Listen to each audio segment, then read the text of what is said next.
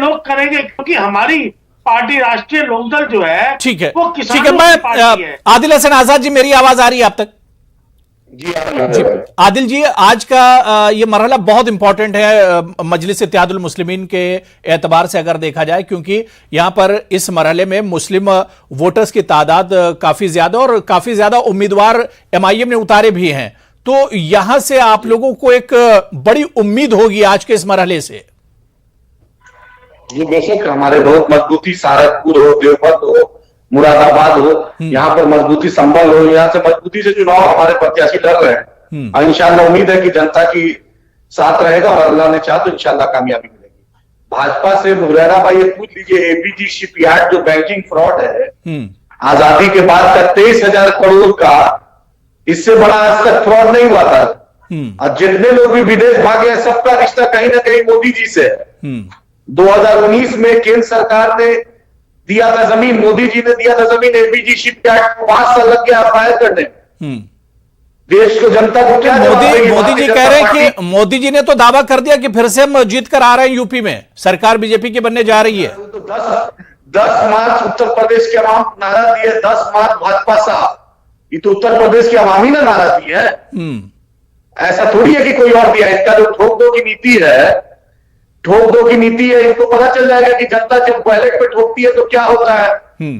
कभी अयोध्या से लड़ने वाले थे, कभी मेरठ से लड़ने वाले थे, कभी काशी मथुरा से लड़ने वाले थे, फिर घर चले गए। नहीं, वो तो खुल के कह रहे हैं, आदिल हसन आजाद जी वो तो खुल के कह रहे हैं कि मतलब ठोक दो की उनकी जो पॉलिसी, वो तो कह रहे हैं कि अब जो गर्मी बची हुई है वो इस बार मौका मिल गया तो उस गर्मी का भी काम तमाम हो जाएगा, वो गर्मी भी निकाल दी जाएगी। ये देश लोकतांत्रिक व्यवस्था से चलता है, बाबा साहेब अम्बेडकर के संविधान से चलता है, योगी आदित्यनाथ की जुबान से नहीं चलता है। जनता की अदालत में फैसला हो गया है। चलिए ठीक है। नहीं, अवाम ने क्या फैसला आज किया है तो 10 मार्च को पता चलेगा। सबके अपने अपने दावे जरूर हैं। मासूम मुरादाबादी सर, मेरी सर आवाज आ रही है आप तक? जी आ रही है, आपकी आवाज आ रही है। जी सर, जिस बेल्ट में आज वोट डाले जा रहे हैं 55 सीटों पर, किस तरह से यहां के मुस्लिम वोटर्स की जो अहमियत है उसे किस तरह से देखते हैं? मुरादाबाद, बरेली, रामपुर, ये ऐसी जगह जहां पर बड़ी तादाद मुस्लिम वोटर्स की, लेकिन 2017 में हमने सर देखा था कि बीजेपी मुस्लिम हलकों में शानदार जीत हासिल करके आई थी। देखिए, ये बात दुरुस्त है जो आप कह रहे हैं। रोहिलखंड का ये जो इलाका है जहां आज पोलिंग हो रही है, और मैं पिछले 1 हफ्ते से वहीं था और मैंने बहुत करीब से वहां के सियासी और इंतखाबी हालात का जायजा लिया है जी। और ये बात आप ठीक कह रहे हैं कि 2017 के चुनाव में मुस्लिम हलकों से यहाँ बीजेपी जीती थी, लेकिन आपको ये भी याद रखना चाहिए कि 2019 के पार्लिमानी इंतखाबात में यहाँ बीजेपी को शिकस्त हुई थी। चाहे वो मुरादाबाद हो, चाहे वो अमरोहा हो, चाहे वो संभल हो, चाहे वो रामपुर हो, यहाँ चारों शहरों में मुस्लिम उम्मीदवार जीते थे, समाजवादी पार्टी और बीएसपी के। तो 2017 से 2019 में सिनेरियो चेंज हो गया था काफी हद तक जी। और अब मैंने ये महसूस किया कि एक एंटी इनकम्बेंसी फैक्टर है और पब्लिक के अंदर इख्तिदार की तब्दीली का एक माहौल है। और उसकी सबसे बड़ी वजह यह है कि ये जो हुकूमत है जो इस वक्त उत्तर प्रदेश में बरसर इख्तिदार है, इसने एक गवर्नेंस के उसूलों को पामाल किया है और जिस तरह से इंसाफ और सबके साथ इनका नारा था कि सबका साथ और सबका विकास, लेकिन उसके बरक्स इन्होंने काम किया और लोगों के साथ अच्छा सलूक नहीं किया है, जिसकी वजह से लोगों में बहुत गम गुस्सा है और ये सोचते हैं लोग के जो लोग आइन का हलफ उठा करके इख्तिदार में आते हैं वो आइन में जो अक़लियतों को हुकूक दिए गए हैं उनको खुद अपने हाथों से पामाल करते हैं। ये एक सोच है लोगों के अंदर। और एक बात मैं ये भी बताना चाहता हूं आपको कि इस वक्त जो मगरबी यूपी में जो हमारी हुक्मरान जमात है, चाहे वो सेंटर की लीडरशिप हो चाहे वो स्टेट की लीडरशिप हो, इन्होंने जो जबान बोली है और जिस तरह के नारे उछाले हैं, चाहे वो मुजफ्फरनगर हो चाहे वो कैराना हो, यानी उन चीजों को उछालने की कोशिश की है जिन्हें समझदार लोग दबाने की और फरामोश करने की कोशिश करते हैं। समाज में हम आहंगी और यकजहती एक बुनियादी जरूरत है और मुझे अफसोस के साथ ये कहना पड़ रहा है कि इख्तिदार में बैठे हुए लोग ऐसे मौजूआत को उछाल रहे थे जिससे ये महसूस होता था कि इन्हें समाजी हम आहंगी और फिरकावाराना हम आहंगी से कोई सरोकार नहीं है। ये अपने सियासी फायदे के लिए समाज के अंदर इंतशार भी पैदा कर सकते हैं, लोगों को एक दूसरे से लड़ा भी सकते हैं। मैं यासिर जिलानी जी से इसका जवाब ले लेता हूं जी। बहुत तफसील में आपने मासूम मुरादाबादी जी तमाम चीजें बताई। यासिर जिलानी जी, दो बातें हैं।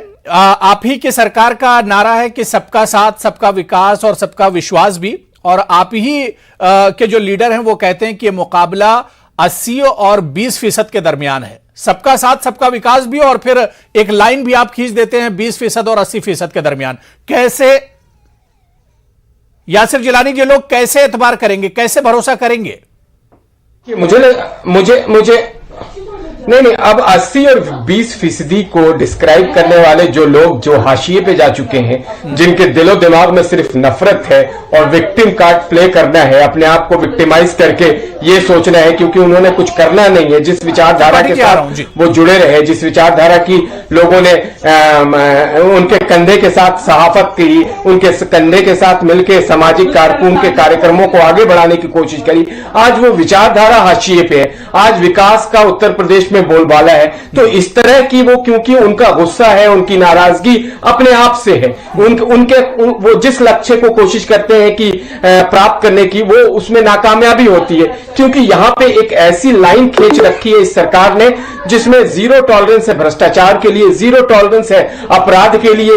तो वो और जो जनमानस है उसको वो मदद कर रही है, और मदद नीचे जमीन पे उतर के कर रही है, जिसकी तमाम चीजें, तमाम विंग के जो अलग अलग विचारधारा के लोग हैं वो भी जब अपने कॉलम में लिखते हैं, अखबारों में लिखते हैं अपने कलम के जरिए, तो वो भी इंसाफ करने की कोशिश करते हैं। लेकिन जो लोग निराश हैं, हताश हैं, जिनको ये समझ में नहीं आ रहा है कि आखिर मोदी जी को हटाया कैसे जाए, योगी जी को यहां से खत्म कैसे किया जाए, वो इस तरह की बात कर रहे हैं। लेकिन आप आइए ना उन औरतों के पास जिन्हें महामारी के वक्त में उन्हें राशन मिला है, जिसकी बात आज वजीर आजम कर रहे थे। मैंने पहले भी वक्तव्य में इस बात की चर्चा करी है। जाके ये लोग पूछे ना उनसे, और क्यों नहीं जाके उस वक्त इन विचारधारा के लोग उनके घरों में कभी तेल, पानी, नमक और तरीके से उनकी, देखिए आपने जो कुछ कहा इस पर रिएक्शन, त्रिपाठी जी पहले आपका बहुत छोटा सा रिएक्शन, उसके बाद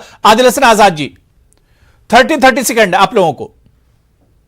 मैं टिटू जी आपके पास भी आ रहा हूं सर जी। त्रिपाठी जी आप शुरुआत कीजिए।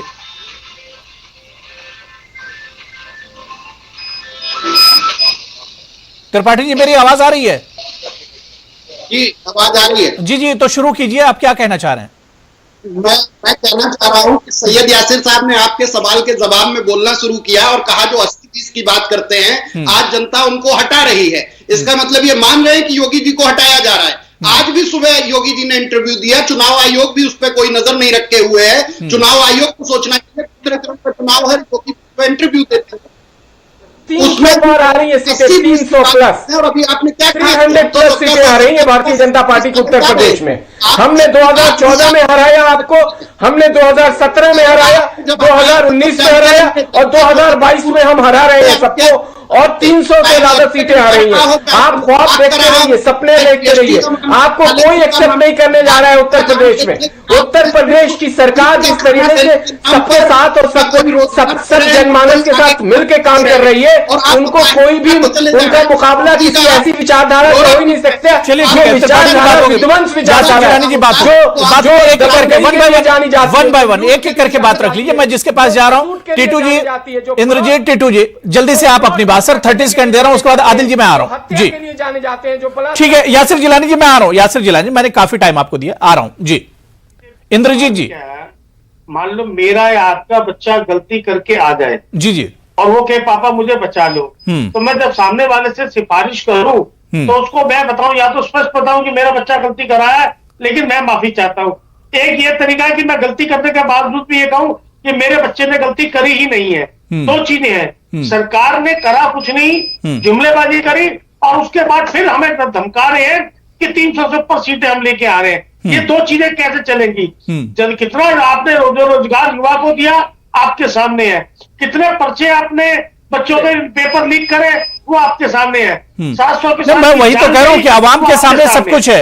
आवाम के सामने सरकार की कारकर्दगी है, अपोजिशन की कारकर्दगी है, पिछले 5 साल में क्या हुआ सब कुछ है, रोजगार के लिए क्या हुआ, हेल्थ के लिए क्या हुआ, कोरोना के दौर में आवाम को किस तरह से गुजरना पड़ा, सब कुछ आवाम के सामने, और आवाम के जहन में वो तमाम चीजें होंगी जब वोट करने के लिए पहुंचेंगे। आदिल हसन आजाद जी 30 सेकंड, मैं मासूम मुरादाबादी जी उसके बाद आ रहा हूं जी। उसी उत्तर प्रदेश में गंगा में लाशें बही हैं, उसी उत्तर प्रदेश में ऑक्सीजन की किल्लत हुई है। परसों सुप्रीम कोर्ट ने दिया कि एनआरसी सीए के प्रोटेस्ट में उन्होंने जो नोटिस जारी की थी, सुप्रीम कोर्ट ने कहा कि यह नोटिस वापस ले, मैं वापस कर दूंगा, मैं रद्द कर दूंगा। उसी उत्तर प्रदेश में 110 लोगों पर एनएसए किया था, 95 लोगों ने हाईकोर्ट ने टर्न डाउन किया एनएसए। उसी उत्तर प्रदेश में हुआ है। ऐसी नफरत की राजनीति हारेगी, और भाजपा को तो 300 को कोई सर्वे भी नहीं दे रहा है। ये इस गलतफहमी में कैसे हो गया कि इसको सीट आ रही है? पहला फेज से इनकी स्थिति पता चल गया है। इनके मंत्री बोल रहे हैं कि रीपोलिंग हो। नहीं, देखिए ये तो कहने की आजादी है, जब तक जो असल नतीजे हैं, ईवीएम के नतीजे हैं, जब तक आवाम का जो फैसला है 10 मार्च को नहीं आएगा, कोई कुछ भी कह सकता है, किसी की सीटें कितनी भी आ सकती हैं। मैं मासूम मुरादाबादी जी, सर 2017 में हमने देखा था कि मुस्लिम वोट बिखर गया था पूरी तरह से, और इसका फायदा कहीं ना कहीं बीजेपी को भी हुआ था। 2022 में और इस बार के चुनाव में आपको क्या लग रहा है, और खासतौर से सेकंड मरहले की, अगर हम दूसरे मरहले की बात करें, क्या आपको लग रहा है कि मुस्लिम वोट जो है इस बार बिखरेगा नहीं, या इस बार जो है कुछ इत्तेहाद नजर आ रहा है मुस्लिम वोटर्स में? इसकी वजह आप क्या देखते हैं? पिछले 5 साल का अरसा गुजरा है लगभग बीजेपी सरकार का उत्तर प्रदेश में। इसके जो तजर्बात हैं लोगों को, वो बड़े तल्ख तजर्बात हैं जी। उन तजर्बात की रोशनी में लोग अपने वोट की कीमत को जान गए हैं, और उनको ये महसूस होने लगा है कि अगर वो वोट की ताकत का सही मानों में इस्तेमाल करेंगे तो वो हुकूमत को तब्दील कर सकते हैं। एक बात मेरी समझ में नहीं आती है कि अगर ये हुकूमत या इसके लोग विकास के नाम पर वोट मांगना चाहते हैं तो ये कैराना का मुद्दा क्यों उठाते हैं, ये मुजफ्फरनगर को बीच में क्यों लाते हैं, ये मुगलों को बीच में क्यों लाते हैं, ये जिना को बीच में क्यों लाते हैं? ये इसलिए लाते हैं कि इनके पैरों तले जमीन नहीं है। जो बेजमीन लोग होते हैं वो ऐसे जज्बाती मुद्दों को, ऐसे जज्बाती मौजूआत को सामने लाते हैं ताकि लोगों में एक डिवीजन पैदा करें। क्योंकि इनकी पूरी सियासत डिवीजन की सियासत है, लोगों में निफाक पैदा करने की सियासत है, हिंदू और मुसलमान के दरमियान नफरत पैदा करने की सियासत है। इसलिए इनका कोई ताल्लुक विकास से नहीं है। विकास सिर्फ एक नारा है, लेकिन जमीन पर ये हमेशा ये कोशिश करते हैं कि हिंदू और मुसलमान के दरमियान बंटवारा हो और हम इलेक्शन नहीं जीत लें। लेकिन अब लोग, आपने देखा कि इलेक्शन के पहले मरहले में जो जाट और मुस्लिम इत्तेहाद था, उन्होंने इनको इनकी औकात बताई है, और किस तरह से ये लोगों ने ये देखा कि ये धार्मिक मुद्दों पर लोगों को लाने की कोशिश कर रहे थे, लेकिन किसानों को। जिलानी, मैं 10 सेकंड बस दे रहा हूं, मेरे पास अब टाइम की कमी जी। यासिर जिलानी जी 10 सेकंड। देखिए, मैं तो सबसे पहले मैं एमआईएम के जितने भी कैंडिडेट लड़ रहे हैं उनके लिए सहानुभूति है। लोकतंत्र में वो चुनाव लड़े, ये अच्छी बात है, मैं उस पर उनके ऊपर कोई टिप्पणी नहीं करता। फायदा तो बीजेपी का ही होता है, इतनी मजबूती से एमआईएम लड़ेगी। साहब बोल रहे थे जिना को लाने वाला, जिना को लाने, नहीं अबू रेजा साहब, जिना को लाने वाला अखिलेश है, और अखिलेश ने मुसलमानों को क्या दिया? 22% मुसलमानों को रिजर्वेशन की बात कही थी पिछले अपने जो पूरी की पूरी अखिलेश। आदिल जी बोल सकते हैं, बीच में बोल सकते हैं, लास्ट के 10 मिनट में किसी को नहीं रोकूंगा, आप बोल सकते हैं। की बात कही थी, वो रिजर्वेशन कहाँ गया? तो मुसलमानों को ठगने वाले मुस्लिम महिला के साथ समाजवादी पार्टी का 3 दिन पहले समाजवादी पार्टी। चलिए ठीक है, देखिए ये सबके अपने अपने दावे हैं, ये सबके अपने दावे हैं। जो बात मैं बार बार कह रहा हूं कि जब तक ईवीएम अपने नतीजे बताना नहीं शुरू करेंगे, 10 मार्च को जब नतीजे आएंगे, यासिर जिलानी जी 10 मार्च को जब नतीजे आएंगे उस वक्त तस्वीर साफ हो जाएगी कि 300 प्लस या 300 और 200 के नीचे क्या कुछ नतीजे होंगे। लेकिन दूसरा मरहला बहुत अहम है, और दूसरे मरहले में किसके हक में फैसला हुआ है यह भी 10 मार्च को पता चलेगा। और दावे सबके अपने अपने जरूर हैं, लेकिन इन दावों में कितना दम है या अवाम ने किस पर भरोसा जताया है, 10 मार्च को तमाम चीजें पता चलेंगी। बहुत बहुत शुक्रिया सैयद यासिर जिलानी जी मेरे साथ जुड़ने के लिए, मासूम मुरादाबादी साहब, इंद्रजीत सिंह टीटू जी, कुलभूषण त्रिपाठी जी और एडवोकेट आदिल हसन आजाद जी, सभी का बहुत बहुत शुक्रिया। तो दूसरा मरहला जारी है और लगातार लोगों में जोशो खरोश देखा जा रहा है। बहुत छोटा सा ब्रेक लेंगे, हाजिर होते हैं।